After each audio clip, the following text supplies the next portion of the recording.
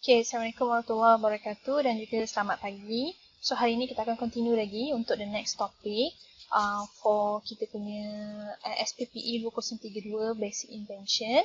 So, sebelum ni tadi saya dah terangkan tentang ni analisis. So, hari ni kita akan tambah sedikit elemen tentang dalam design which is the ergonomic, anthropometric and juga aesthetic. So, ini adalah sebutan dalam bahasa Inggeris lah. Dalam bahasa Melayu dia lebih kurang sama. Ergonomic, anthropometri dan juga aesthetic. Okay.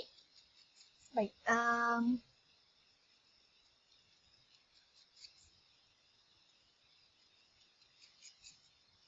Okay. So the topic outline for today is the importance of industrial design. Sedikit tentang industrial design. Baru kita masuk tentang elemen setiap satu, ergonomic, anthropometric dan juga aesthetic. So why industrial design is important? Okay, kenapa ia penting? Industrial designer develop aspect of a product that create emotional connection with the user.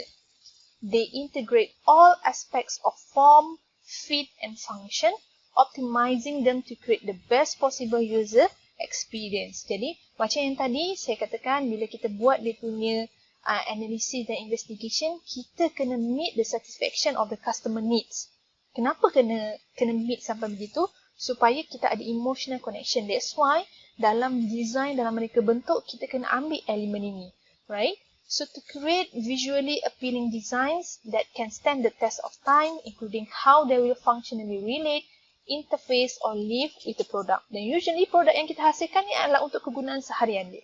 That's why kita kena bear in mind bahawa setiap design dan mereka bentuk, setiap apa elemen yang kita tambah dalam inovasi kita adalah untuk memudahkan interface dan kita kata interaksi lah antara kita punya customer dengan produk tersebut. Okay. So these are the principles in industrial design. Tiga prinsipal yang paling utama adalah ergonomic, anthropometric dan juga aesthetic. Ergonomic is a science-based discipline that brings together knowledge from other subjects such as anatomy and physiology. Ayat paling mudah lah ergonomik ni adalah tentang struktur dan juga kedudukan serta bentuk badan. Bagaimana kedudukan kita sewaktu menggunakan produk tersebut. Adakah produk itu sesuai dengan ketinggian kita? Contohnya begitulah. So, the term ergonomics and human factor ni selalu kita gunakan interrelations lah, interchangeably. Maknanya ada setengah perkara kita guna ergonomic, ada setengah perkara kita gunakan human factor. Actually, dia adalah lebih kurang yang sama. Yang membezakan dia adalah ergonomic kita gunakan untuk aspek-aspek fizikal dalam sesuatu environment, physical aspect of the environment, such as the workstation, control panels. Okay, and itu macam saya cakap lah, kedudukan kita berdiri, kita duduk, lebih kepada physical. But human factor is often used in relation to wider system in which people work. Okay, kalau dulu sebelum ni saya pernah bekerja dengan syarikat Petronas dalam bidang health safety environment lah. Okay. Kita banyak kaji tentang human factor. So, dalam satu proses oil and gas itu, apakah human factor yang menyebabkan kepada aksiden di tempat kerja? Jadi, human factor ni macam kelalaian, kemalasan, ataupun rasa tidak tanggungjawab seorang pekerja. Itu human factor. Yang itu jatuh bawah ergonomik juga. Cuma dia dari segi sikap dan susah nak diukur dari segi fizikal lah. Right. Okay, itu adalah elemen yang pertama, prinsipal yang pertama, ergonomik. Prinsipal yang kedua adalah anthropometric, which is the measurement of the human individual. Dan percayalah, kedua-dua ini adalah interrelated. Dia digunakan antara satu sama lain. Anthropometric, dia measurement of individual untuk mencapai kedudukan ataupun postur badan yang ergonomik. So, anthropometric ni lebih kurang kepada dia punya data-data dan juga statistical analysis. Okay, it has been used for identification for the purpose of understanding human physical variation. Ergonomik kita tahu, berdiri, berduduk, duduk kena tegak, begini, tangan kena tegak kalau menghadap komputer. Okay, berbaca dekat internet ada banyak kedudukan ergonomik. Tetapi anthropometric ni dia memvariasikan postur tersebut mengikut struktur ataupun ukuran badan seseorang. Okay, dia lebih, orang kata lebih statistik lah. Alright. Dan last sekali adalah estetik, nilai estetik, nilai estetika. Orang kata a core design principle that define a design pleasing qualities. Okay, pleasing qualities, kecantikan, nilai estetik. include factors such as balance, color, movement, pattern, scale, shape and visual weight. So ini macam lebih kurang elemen reka bentuk yang kita pernah belajar sebelum ni, di mana ada orang suka color macam kereta ni. Okay, ada orang suka color warna hitam, ada yang suka warna putih. So it depends on the nilai estetik seseorang ataupun nilai estetik daripada customer tersebut. Okay. Next adalah, kita go in depth lagi tentang the first principle which is ergonomic. Is ensuring a good fit between people and the things they interact with. So kalau macam kedudukan, katalah kita nak tengok macam sekarang yang scan temperature untuk masuk ke tempat awam tu. Secara kesesuaiannya berapa tinggi? Dia ergonomik tak? Ada orang ke dia tak tinggi sangat, kita sampai kena menjengkit ke? Itu adalah salah satu faktor ergonomik yang kita kena ambil kira. Make sure dia adalah fit dengan kita punya struktur ataupun ketinggian badan. So its purpose is to increase the safety, comfort and performance of a product or an environment such as in an office. Kalau macam contoh ergonomik kedudukan dekat tempat komputer begitu, perlu tak tangan tinggi sangat macam ini, boleh tak menaik lama-lama. Sedangkan kita bekerja daripada 8 hingga 5 petang di hadapan komputer, kalau kita tidak menyediakan tempat yang ergonomik untuk pekerja kita, maka dia akan ada kesan kepada dia punya struktur badan. Applying ergonomic methods early in design process often helps in identifying opportunities for innovation. Pernah pergi IKEA kan? Ada banyak bentuk kerusi. Kenapa? Sebabnya setiap kali mereka design, mereka ambil kira faktor ergonomik. Ada kerusi yang dia sesuai untuk orang yang tinggi. Ada kerusi yang sesuai untuk orang yang rendah. That's why setiap kali kita mengkaji kedudukan ekonomik dan antropometri ni, dia adalah satu peluang kepada inovasi yang baru. Mungkin syarikat A dah buat untuk orang tinggi, kita buat pula untuk orang yang rendah sedikit. Mungkin syarikat A buat untuk orang yang berbadan besar, kita buat untuk orang yang badan kecil sikit. Contohnya macam tu. And ergonomic should consider how an individual varies in terms of body size, shape, strength, mobility, sensory sensitivity, experience, training, culture and also emotion. Jadi ada banyak faktor ekonomik yang kita boleh ambil kira, termasuklah tentang saiz badan dan sebagainya.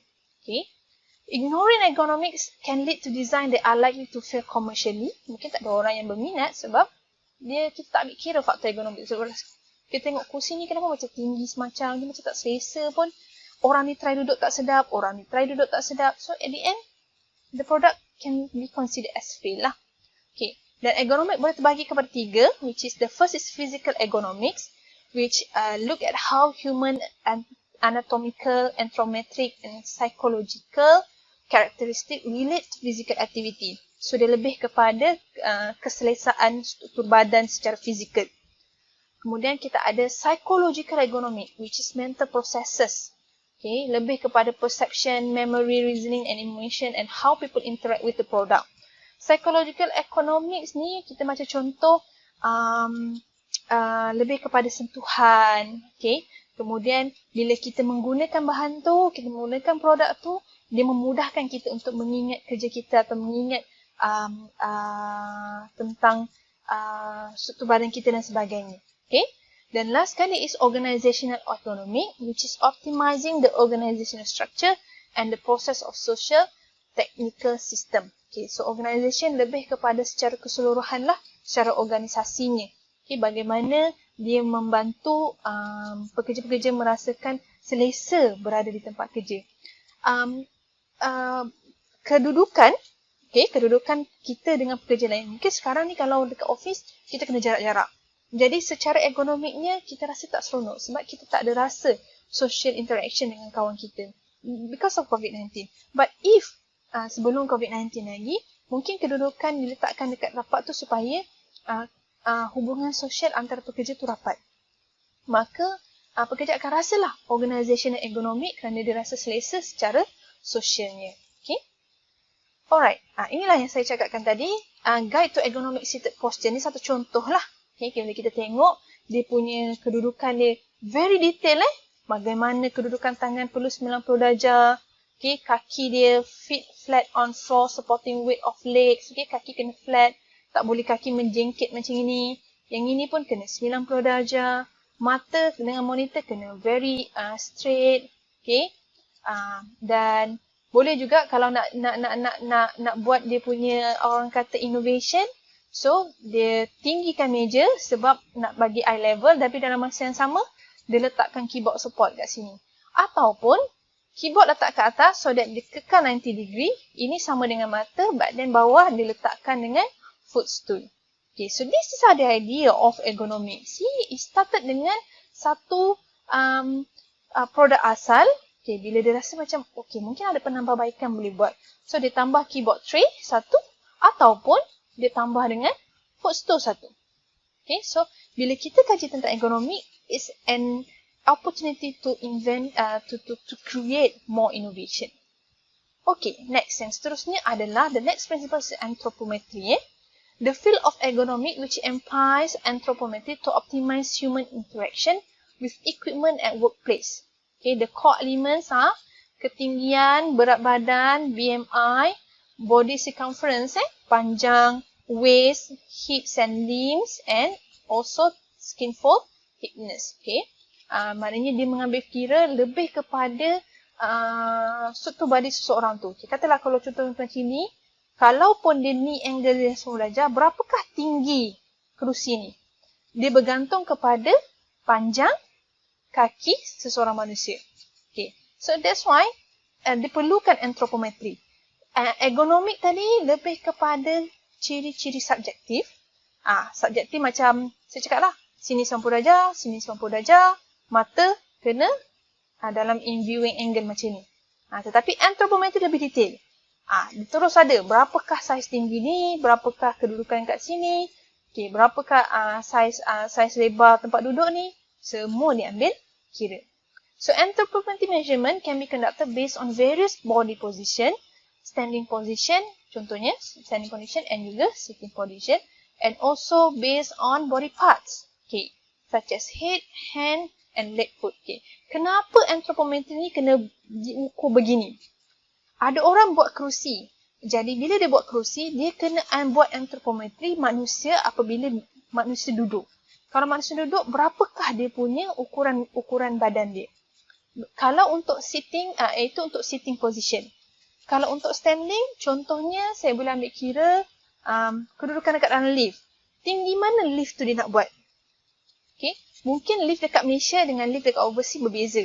Kerana apa? Mungkin dekat overseas, dekat negara-negara barat, okay, orang-orangnya lebih tinggi. Jadi lift dia supposedly akan lebih tinggi. Okay. Tetapi kalau kat Malaysia, perlu tak dia buat tinggi sangat? Sedangkan the average height is lebih kurang mungkin daripada 1.5 hingga 1.7. Jarang-jarang kita jumpa orang yang sangat tinggi lah, kan? Jadi perlu tak dia buat lift yang begitu tinggi seperti dekat negara barat? Tak semestinya. Okay? That's why dekat anthropometry ni adalah bergantung kepada populasi, variasi penduduk dan juga customer yang menggunakan produk tersebut. Okay. Itu contoh standing position. Body parts of such as head. Nak buat helmet. Okay. Helmet nak pakai ukur lidik berapa? Helmet budak ke helmet orang tua? Kalau helmet budak, berapa average size dia? So, dia kena buat kajian lah. Okay. Tangan. Okay. Macam contoh nak buat sarung tangan. Sarung tangan basikal. Okay. Jadi, berapa size dia yang sesuai? Perlu tak buat size besar? Untuk budak kecil, berapa size dia? Untuk orang dewasa, berapa size dia? Dan leg and foot, kasut lah. Perkara yang paling mudah sekali. That's why anthropometry dan ergonomik itu adalah penting. Okay, let's go. Kita tengok pada satu-satu contoh. Okay, ini adalah hand position. Kajian ini dijalankan oleh Comparison of Malaysian and SAE J833 ini kiranya established punya anthropometric punya proportion for vehicle package design. Jadi kita nak tengok kenderaan dekat Malaysia ni, kajian ni lah, kajian yang dibuat ni, dia nak bina vehicle, kenderaan yang sesuai untuk rakyat Malaysia. So, dia ukur daripada standing position dia. Dan ini adalah dia punya resources dia. Jadi, apa yang dia ukur? Tengok, ukuran dia 1.1, stature. Maknanya mungkin kelebaran kepala. Kemudian, arm span. Okay, 1.2, arm span. Yang ini. Okay, depa tangan. Berapa panjang dia?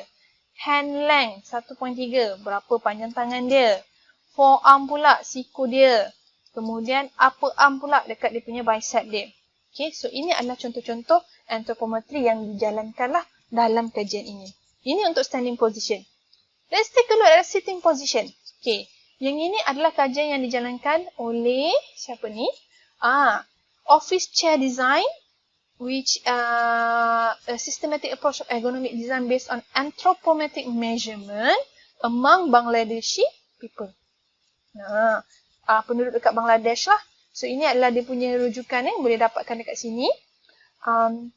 Jadi kajian ini menjalankan di kalangan rakyat Bangladesh punya variasi kedudukan sewaktu duduk. Jadi dia ukur daripada nombor satu yang mana satu? Okey, satu dia punya stature. Stature dia ketinggian dia berapa average. Kemudian nombor 2 adalah sitting height. Masa dia berduduk berapakah ketinggian dia? Okey, kemudian 3 sitting height eye. Okey, masa berduduk ketinggian mata dia kat mana? Sebab dia nak matchingkan dengan ni lah. Nak matchingkan dengan saiz kerusi kat sini. Supaya mata dia lebih kurang dengan dengan viewing angle monitor. Dan lain-lain lagi ukuran. Okey. Kemudian kita tengok pada head measurement. Okey, contoh kajian ini dijalankan is untuk buat 3D scanning head data among Taiwanese population. Okay, so bila dia buat untuk Taiwanese population, mata mereka pun nampak nampak sepet kat sini maknanya bila kita buat anthropometry dia mesti tengok population dia. Mungkin ini sesuai untuk orang Taiwan tapi tak sesuai untuk orang Malaysia. Jadi kita boleh buat kajian. Okay, kalau kita nak bangunkan 3D scanning untuk mengukur kepala ni, kita guna orang Malaysia, mungkin kita boleh guna aspek-aspek ini, tetapi data yang kita dapat akan berbeza lah. Yang mungkin ukuran dia dapat untuk orang Taiwan, kita akan dapat untuk orang Malaysia. And juga hand measurement macam pembinaan mouse. Mouse tu kita nak tahu, mouse kita ni, size dia sesuai tak dengan tangan kita. Mungkin tangan orang barat besar sikit, tangan orang Asian kecil sikit, lebih kurang macam tu. Dan foot measurement ini adalah northwest mana ni? Northwestern. Okay, comparison with other population juga. Yang ini adalah foot measurement. Okay, nanti boleh tengok dekat start kajian ni. Very, very interesting. And the last principle is aesthetic. Okay, the power of beauty in design. Nilai estetik. Nilai estetik ni sangat-sangat subjektif lah untuk kita bincangkan. Tetapi sangat menarik. Humans like pretty and shiny design where they desire it much more than functional one. Ada setengah orang dia suka barang-barang yang cantik tapi function dia biasa je. Designer tends to think of aesthetic as the visual of the design. However, aesthetic design consists of more elements than just how it looks. So good looking products and user interface are perceived as more valuable and having more qualities. Okay. Kita tengok kalau yang perempuan lah. Asyik tengok handbag je. Dia tengok online pun dia rasa handbag tu cantik. Walaupun sebenarnya handbag sedia ada tu is more functional than the one that that she looked at dekat online tu. Okay? Sebab because of the aesthetic value. Kenapa aesthetic value ni sangat-sangat penting? Sebab orang sukakan kepada barang-barang ataupun benda-benda yang cantik. Okay. Ada 4 kategori estetik. Okay. Yang pertama kita start dengan vision ataupun visual. Okay, this is the most dominant sebab dia menggunakan mata kita dan mata kita ni lebih senang untuk kita menilai atau organ yang paling mudah untuk kita gunakan. And we can't stop ourselves to look at beautiful items ataupun products kan. So visual aesthetic ni sangat-sangat penting lah. Bila tengok orang pertama sekali rupa mesti menarik. Makanan ke, baju ke, handbag ke, kasut ke, pertama sekali orang nak mesti selain daripada functional lah. Of course, mula sekali kalau boleh dia nak functional and cantik. Jadi elemen-elemen dalam visual aesthetic ni adalah color, shape, bentuk, pattern, reka bentuk, line, texture, balance, scale, proximity and movement. Okay, itu on the visual part lah. Okay. Next adalah hearing. Hearing kategori. Hearing is di mana the ability to hear how your car engine works. How the digital product notify you of a new message. Okay. Macam contoh, kita ambil kira earphone. Ada earphone yang wireless, bunyi dia macam tak berapa sedap. Tak sama macam gaming punya earphone. Tapi kalau gaming punya earphone, orang luar cakap pun kita tak dengar. But they very secluded and bunyi dia very nice lah. So elemen-elemen dalam hearing is dia punya pitch, beat, repetition dia, melody dia, pattern and noise. So kalau dengar kadang-kadang ni, masih dengar kat luar, tak puas dengan muzik. So gunalah yang gaming punya, memang takkan dengar. Alright? And the next category is the touch category. Okay. Since kita punya kulit adalah organ yang paling besar kan. It also help us experience the value of aesthetic. So material aesthetic are especially important for physical product. So bila kita touch tu, kita nak kalau boleh elemen dan texture produk tersebut adalah texture yang kita suka lah. Contoh baju, ada setengah orang suka pakai baju cotton, tapi ada orang suka pakai baju nylon, ada yang suka pakai silk. So it depends. Jadi penggunaan touch tu memang sangat-sangat memainkan peranan yang penting dalam nilai estetik. So elemen-elemen bawah touch yang mempengaruhi nilai-nilai estetik sentuhan adalah texture, shape, weight, comfort, temperature, vibration and also sharpness. And last but not least, nilai estetik yang ada is the taste and the smell. Tak semua produk merangkumi taste and smell ni. Usually taste and smell ni mengambil kira banyak adalah nilai-nilai dalam food industry dan juga environment design. Jadi yang elemen yang main peranan adalah dia punya strength, sweetness, sourness and texture. Ini especially for taste lah. Okay? Macam Gordon Ramsay ni. Okay? Dia tengok je. So dia cakap, I actually quite like it. Okay, dia tengok je. Tapi dia belum rasa lagi. Nanti dia rasa baru dia boleh komen lah. Alright, itu adalah taste and smell punya aesthetic category. Next is, the design for aesthetic pleasure. Okay, aesthetic pleasure tu bagi juga kepada 4. So, bila kita buat, kita dah tahu estetik tu, untuk apa estetik tu kita terapkan elemen dia dekat dalam kita punya produk. Okay, pertama is for physical pleasure. Pleasure which is derived mostly from touch, smell and taste. So bila kita rasa macam menenangkan, penggunaan produk tersebut menyenangkan, memudahkan kita. Okay, so antara contohnya ada handheld product, okay, computer devices, handheld product. Okay, handheld product, computer devices, and virtual reality set, even a normal pen. Okay, normal pen ni pun kita rasa macam fizikal lah. Kalau macam saya suka guna pen yang untuk saya contoh dekat slide ni, dia sangat selesa sebab kat tengah-tengah dia ni ada bentuk, ada dia punya getah dia. Okay, and dia punya pen pun taklah besar, taklah kecil. Okay, dan dia sangat menyenangkan kerja saya. So physically, it pleasure me in terms of physical. Kemudian, social. Pleasure derived from interacting with other people or with AI. Example, home assistant device and VR experiences or building where social events will be hosted. Kalau kita buat Webex session, okay, online platform pun perlu ada aesthetic value, aesthetic punya elemen. Supaya masa dia buat designkan Webex platform tu, dia kena buat supaya orang yang menggunakannya ada rasa social pleasure. Bila kita berinteraksi tu, kita rasa smooth je. Bila kita berinteraksi tu, kita rasa tiada kekangan walaupun kita berada di alam maya. Itu social pleasure. Kemudian psychological pleasure, feeling in control and safe, but it can be also related to how the product design looks, okay. And last kali is the ideological pleasure, okay. Mostly about abstract pleasure lah, okay. Tapi ideological ni dia kepada, saya rasa dia gabungan pleasure yang lain-lain ni. Kita ambil satu contoh is the meaning of the book that give this ideological pleasure lah.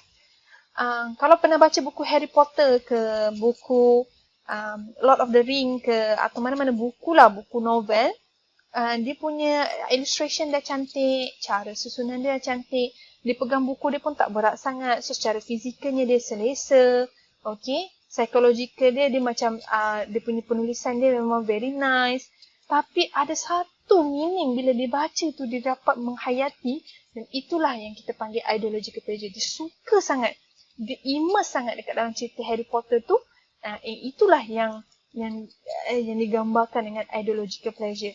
There's the meaning of yang sangat-sangat abstrak yang memang tidak boleh diukur. Okay. Baik. Last sekali adalah bagaimana untuk kita membezakan functional usability dengan aesthetic usability. Ada orang dia suka benda yang tak cantik tak apa. Yang penting dia boleh function. Ada setengah orang kata function tak kisah sangat lah. Function rasa semua sama je. Kalau kasut je. Yang penting kasut aku cantik. Okay, itu perbezaannya. Aesthetic versus usability. So usually which one is more better? So supposedly dalam you design sesuatu, letakkanlah usability tu lebih ketara atau lebih utama berbanding estetik. Okay, kadang-kadang ada setengah yang estetik ni dia tidak ni. Contoh dalam bidang fashion lah. Usually macam itulah. Ada banyak contoh-contoh bidang fashion yang kita rasa orang tu rasa cantik. Tapi functionnya tak datang banyak sangat. So shoes look nice and attractive but destroying the fit of the user. Where human can be seduced by aesthetic design even at the price of their health. Okay, contoh macam kasut ni lah. Okay, kasut ni dijangkakan dapat digunakan waktu pada musim sejuk, winter. Sesuai ke? Tak sesuai lah. Sebabnya bila dia pakai waktu musim winter nanti dia tenggelam. Sesuai tak dia pakai dekat pergi office. Jalan ke office macam ni, lama-lama kaki dia pun rasa sakit dan terbakar. So, dia cantik je tapi dia function tak banyak sangat. Okay. Other times, usability must be on focus. Okay. No matter what. An equipment designed for emergency situation where people cognition is compromised. In this case, aesthetic are with low priority. Kalau kita tengok jam ni pun lebih kurang lah. Dia 4 segi macam biasa je. Tetapi dia ada banyak function dekat dalam dia. It's just that we have to scroll and using the touch function and so on. Tapi dia adalah jam. So, walaupun dia petak biasa macam tu, macam contoh tak macam yang jam yang G-Shock yang ada bar ke, yang ada pressure, yang ada lampu ke, yang ada perubahan ombak dan sebagainya. Tetapi walaupun dia punya function tak banyak, function dia is very accurate untuk dia punya customer. Nilai estetik dia biasa pun tak kisah. Alright? Okay. So this is the closing remark, which is first impression matters. So when we perceive beauty with more of our senses, we feel deeper pleasure from the design. So aesthetic design gives user pleasure from the start and it makes them form a bond with the design, bond that goes beyond the initial interaction. Pernah tak berlaku kepada saya aesthetic design? Ada. Waktu saya pergi Jepun hari itulah. Beg saya dah berat dah. Beg saya waktu tu dah dekat 25 kilo. So saya memang ada sedikit je ruang untuk tambah souvenir. Sekali masa tengah jalan-jalan saya jumpa satu kasut yang sangat cantik. Dia macam boot. Dia macam boot. Nantilah kalau ada free nanti saya tunjukkan. Okay. Tapi bila masa saya jalan kat tempat kedai tu, kita tengok je kita dah rasa cantik. Saya belum pakai lagi. Sebelum pakai lagi. Jadi, tapi malam tu saya tak boleh tidur memikirkan kasut tu. Itulah kita panggil first impression lah. Itulah saya rasa benda yang paling menyeronokkan lah sepanjang saya pergi ke Jepun. Kerana saya teringat-ingatkan kasut tu. So, esoknya, at the end, saya beli juga. Tapi memang masa kita try pakai, dia cantik dan dia sangat-sangat selesa walaupun dia lebih kurang 1.5 inci punya boot. Tapi dia boot lah, walaupun dia tinggi, tapi dia selesa. Bila kita pakai. So, saya pakai pergi kerja sebelum saya pregnant lah. Okay, jadi itulah antara kenangan paling indah saya berada dekat Jepun. Yang memang saya takkan lupakan lah. Right? Okay, so for the group task, sebenarnya apa yang awak perlu buat daripada topik hari ini adalah daripada innovation yang awak dah propose, termasuk dengan penambahbaikan dan komen-komen yang telah saya beri, identify these 3 principles of design, which is the ergonomic factor, anthropometric measurement, and also the aesthetic value of your product. So nanti next week untuk penghantaran laporan proposal dan juga video proposal, make sure elemen-elemen ni ada dalam produk. Sebab dia adalah menjadi sebahagian daripada penilaian masa penilaian produk akhir nanti. So at least you have the idea apakah ergonomic factor, anthropometric measurement dan juga aesthetic value adalah dalam produk yang awak hasilkan. Okay, so itu saja untuk minggu ni. So kita akan jumpa lagi untuk topik yang akan datang. So keep on brainstorming on your product, keep on modifying and improving whatever based on saya punya komen. Good luck dan jangan lupa subscribe saya punya channel. So please lah subscribe saya punya channel and also like this video. So thank you.